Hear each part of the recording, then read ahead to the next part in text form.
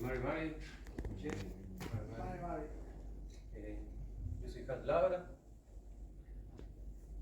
soy hijo de una mujer trabajadora, dueña de casa, y mi padre resultó ser un músico famoso, fundador del grupo popular Sol y Lluvia. Mi abuelita, la mamá de él, era mapuche del sector del Maule, y se casó con un Winca, y al final lo desheredaron, se vinieron para Santiago y dieron en poblaciones callampas, y ahí al final resultó que surgió el Sol y Lluvia. El año 2000 mi papá se separa de los hermanos y retomamos la raíz mapuche llamándonos Antucay Mahuel. El año 2007 la vida me llevó a vivir en Gualmapu. Tuve la oportunidad de conocer en vida a Macarena Valdés, a Rubén Collido. Vivía en la misma casita donde años después la mataron a ella. Entonces me vinculé a toda la lucha territorial y me comprometí con el Peña y Rubén, estando él vivo, en hacer justicia en el caso. Entonces me puse a investigar, a leer las leyes y a buscar la forma de cumplir mi promesa. Y permiso, voy a poner la diapositiva que está acá. Entonces yo me metí en la historia, me metí en las leyes, pero de modo autodidacta. Vengo a presentar lo que sería una exégesis y una hermenéutica propia. Con todo el respeto que merece la academia, por supuesto, vengo a pararme aquí bien humildemente en ese sentido. Y bueno, lo que descubrí finalmente fue que mientras los cargos de importancia, mientras los jueces, mientras la justicia esté en manos de gente que no es empática, que no es solidaria, estamos cagados. O sea, necesitamos humanizar los cargos de importancia, las tomas de decisiones, no solo en términos de la justicia, sino de las políticas. Por favor, pásenla. Bueno, Gualmapu se ha dicho que existe como concepto hace unos 30 años. La sensación del pueblo mapuche en su realidad es que existe hace más de 40.000 años Gualmapu como un territorio amplio donde los peñis, por la razón o la fuerza, defendían su soberanía, su autonomía. Paralelo al proceso de Gualmapu, de la libertad, de la abundancia, se sentía que era la tierra prometida, que era como un paraíso. Hay varios estudios que hablan de eso incluso. Siguiente imagen. Bueno, hay un personaje que se llama Svante Pavo, que él dice que los neandertales no se extinguieron. Entonces yo empecé a ver por qué hay gente que no es empática, gente que no es solidaria, y realmente no es que la evolución sea algo físico, sino que es algo cultural, es algo que se transmite a través de las generaciones y que la oralidad mapuche se preocupó de transmitir una humanidad. Entonces, a través de los años, bueno, en el Cáucaso, Svante Pavo dice que yo descubrí leyendo la historia de cada uno de los países, porque fui viendo cómo se expandió el neandertal. Yo entendí ya, estos jóvenes algo hicieron para poder sobrevivir. Entonces se refugiaron en el Cáucaso. Y ahora Svante Pavo aparece diciendo que sí, porque el neandertal se refugió ahí. Mientras en Gualmapu se vivía en una tierra sin mal, en una hermandad, una confraternidad muy hermosa, en el viejo continente habían civilizaciones que se formaban y esclavizaban pueblos para levantar sus templos y desaparecían de la nada. Alguna fuerza misteriosa iba y los detenía. Entonces, por ejemplo, templos como Gobekli-Tepe, que es como una roca de piedra, fue soterrado, no es que lo haya tapado un aluvión o algo, fue palmo a palmo tapado por gente y no se sabe por qué. Por ejemplo, el ídolo de Chile, que es como un chemamul, apareció en una turbera en Rusia, tiene 2500 años y está tallado en Alerce. Entonces lo que yo me imagino que sucedía era que los arcanos, que serían el modo en que lo entendía el mundo, que sería una deformación de arcano araucano, iban y le sacaban la cresta allá en sus territorios para poder frenar a esta expansión, a estas invasiones que empezaban a generar los neandertales. Siguiente imagen. Bueno, el proceso de los pueblos del mar, porque en el apocalipsis del mar Egeo, que se llama como lo reconoce la historia, en el año 1200 a.C. aproximadamente, hubo una invasión masiva en lo que es el mar Mediterráneo y las civilizaciones más grandes que en ese momento desaparecieron. ¿De dónde venían los pueblos del mar? No se sabe. Según yo, son los peñicos. Entonces, por ejemplo, Galvarino él reconoce que los ejércitos araucanos recorrieron el planeta completo deteniendo a estas fuerzas negativas que eran los neandertales que estaban expandiéndose. Por ejemplo, cuando fue el proceso de los pueblos del mar, Egipto se estaba expandiendo, estaba en un proceso de invasiones, de agarrar esclavos, y cuando sucede el apocalipsis del mar Egeo, se reduce y nunca más vuelve a expandirse. O sea, como que ellos entendieron que se les estaba proponiendo una paz y que si no la cumplían iban a desaparecer igual que todo el resto de las civilizaciones. En Catalimata, que es la isla de Creta, hay una serie de fortificaciones en la altura de los cerros que no tienen por dónde, están locos los científicos porque esta gente no tenía dónde cultivar, pero igual tenían unas despensas para guardar harina. Entonces los pueblos del mar no solo estuvieron durante 50 años conteniendo y eliminando a las civilizaciones que esclavizaban pueblos, sino que estuvieron alimentando a los sobrevivientes. Siguiente imagen. Bueno, perdón, devuélvete un poquito, que bueno, no sé si se puede devolver, pero había una imagen del disco de Festo, que en Catalimata aparecieron, en esa isla de Creta aparecieron unas tablillas de arcilla en que transmiten como una suerte de principios donde le hablan de cómo tiene que ser la familia, cómo tiene que ser la crianza de los hijos, el hombre tiene que dedicarse a cultivar la tierra, un montón de cosas que como...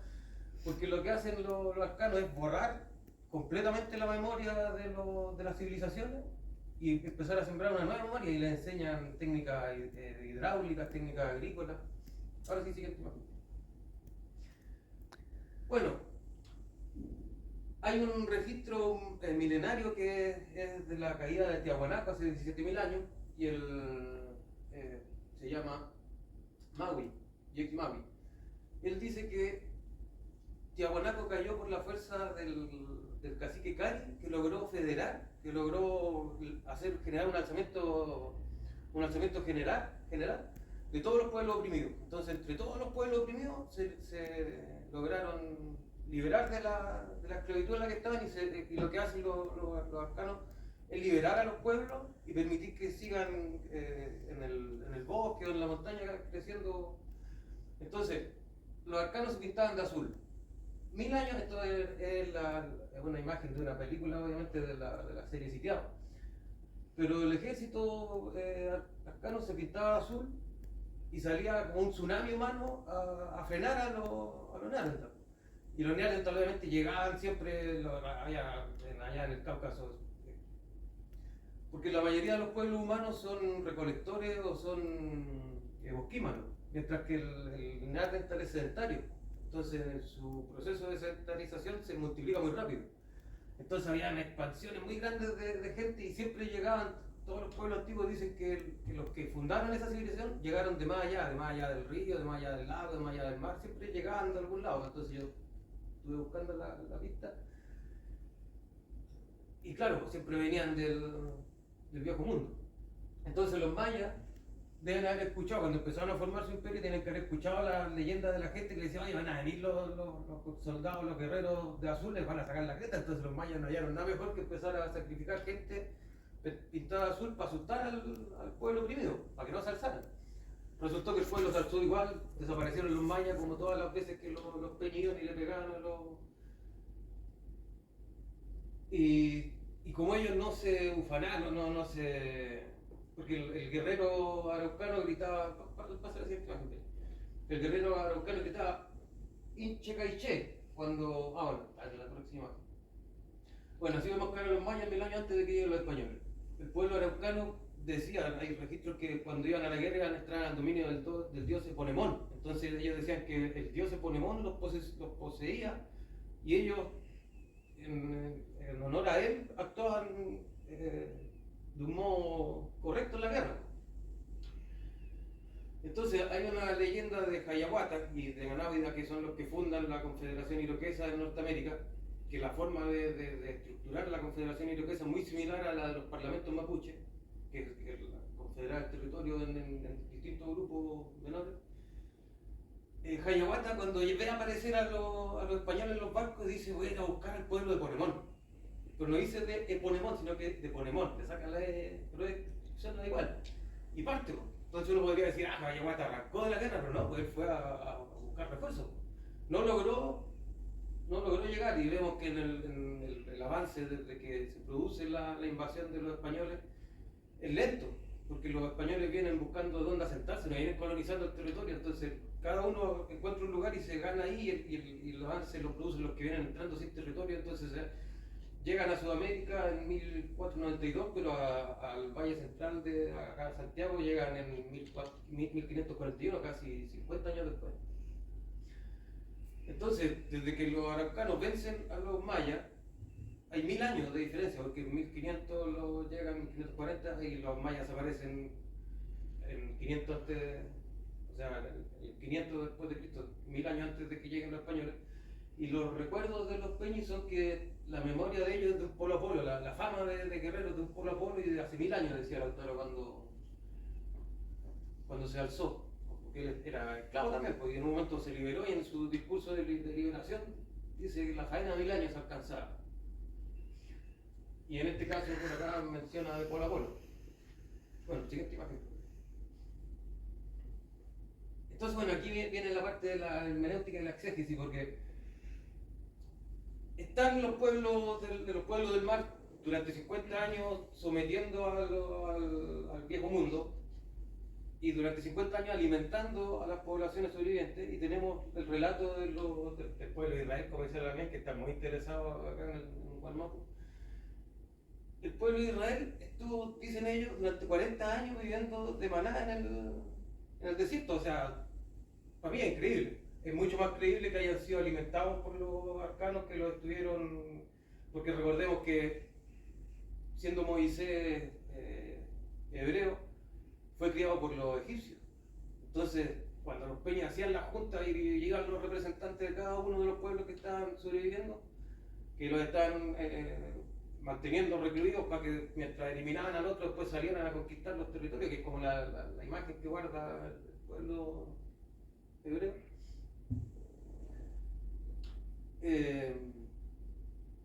Va Moisés a su junta, que según el registro sube al monte Sinai.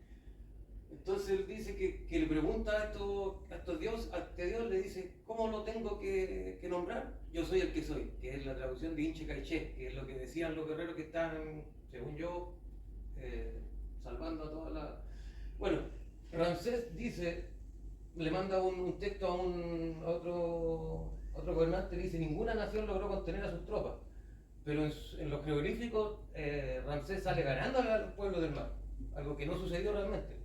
Y por el lado de los israelitas, yo tengo el recuerdo de un niño ganándole, y Moisés de 900 a.C., o sea, David, que es posterior a Moisés, también es de esa fecha, 300 años después del Apocalipsis del Mar Egeo. Entonces, cuando salen a conquistar, en realidad no hay ni un estado que se defienda. Siguiente imagen.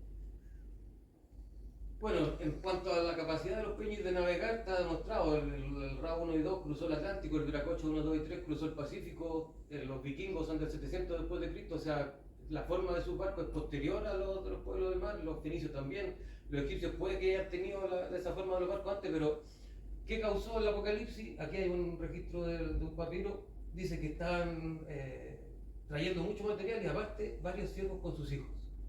O sea, en realidad lo que hacen los pueblos del mar es a frenar esta expansión que está desarrollándose en ese territorio, y lo hacen, claro, con violencia, pero una violencia que hoy día ya casi es necesaria que se vuelva a producir. Bueno, antes de que se produzca la expulsión de los judíos de España en 1492, hay varias expulsiones de judíos de todos los territorios. Porque finalmente el grupo que logra mantener vivo Moisés logra expandirse después. Entonces, cuando se produce la invasión de los judíos a Sudamérica, ellos lo esconden. Hay el único historiador que yo logré encontrar, que es el fundador del Instituto de Estudios Judaicos de la Universidad de Chile, Gunther Bock. Él dice que fue un milagro que los españoles descubrieran América justo cuando expulsan a los judíos.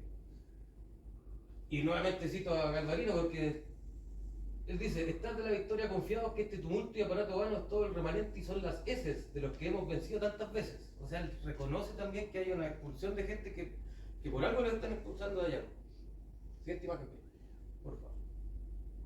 Hay un historiador en México que dice que Cristóbal Colón sí es judío, que sí trajo a los judíos a Sudamérica, pero que los pueblos indígenas murieron por causa de los estornudos. Él propone que los virus mataron a la gente, que no fueron los judíos en su expansión y en su intento de asentarse en un territorio.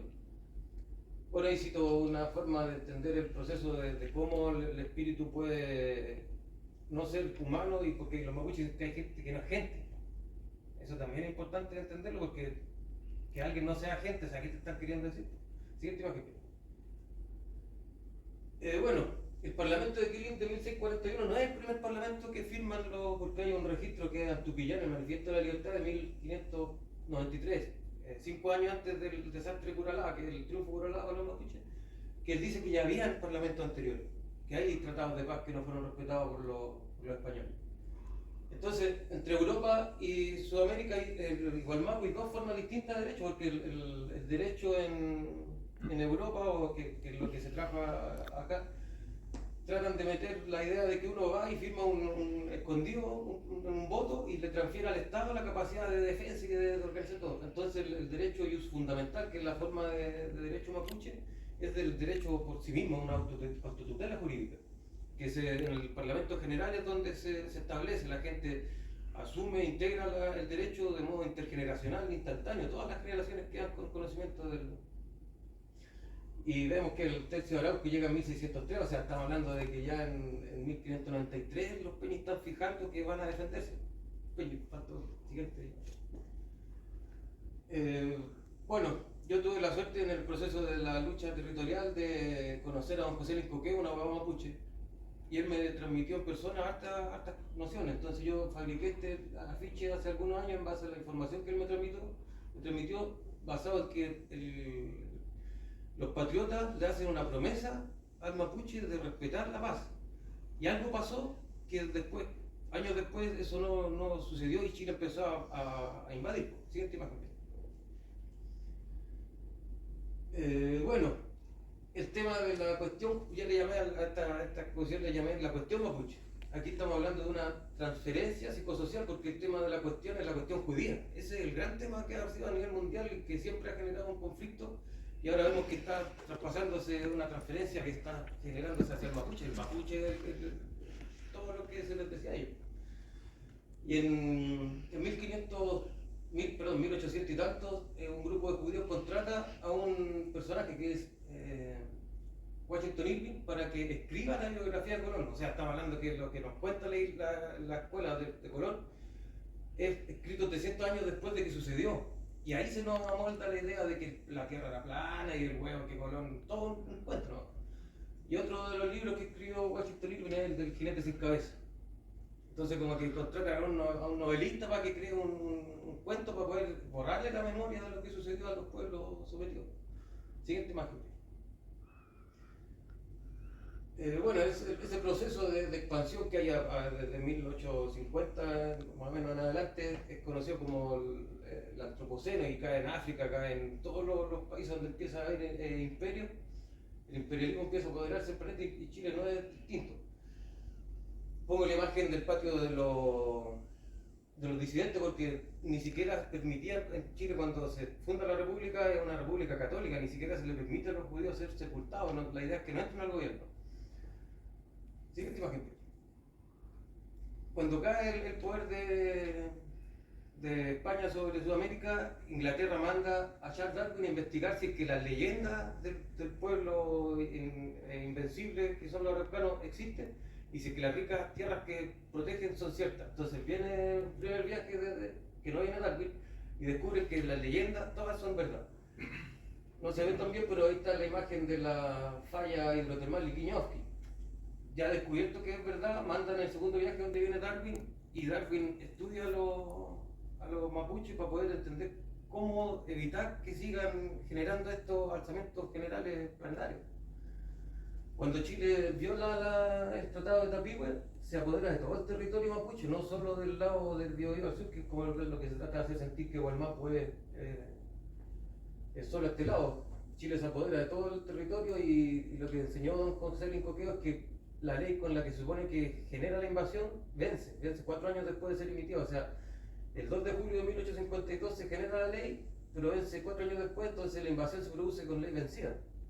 Siguiente imagen. Bueno, y aquí terminamos. Don José Lincoqueo lo que enseñó es que el derecho, lo que hicieron los Peña Antiguos fue defender la humanidad completa, en el planeta completo, y cuando decidieron dejar las armas, no fue por casualidad. Ellos hicieron un documento que tiene un peso legal internacional que no se ha considerado tanto acá en Chile, al menos. Al menos los patriotas se integraron al mapuche, y después, cuando empezaron a llegar la siguiente oleada de inmigrantes por causa de los pogromos en Europa, sucedió que se escondió Tapico bajo la mesa. Pero como vimos, el negro Matapaco le saca la bandera, porque en el fondo lo que hace, y aquí termino, lo que hace el cambio de bandera en Chile es integrar el Parlamento. Los otros países, que fueron todos de procesos masones, que mantuvieron hasta el día de hoy la bandera plana con líneas como era la primera de Chile, pero Chile lo que hizo fue integrar el Tratado de Paz en el blanco inmaculado, la bandera del pueblo mapuche de liberación, y la sangre de los caídos. Bueno, eso, en honor al tiempo. Vale.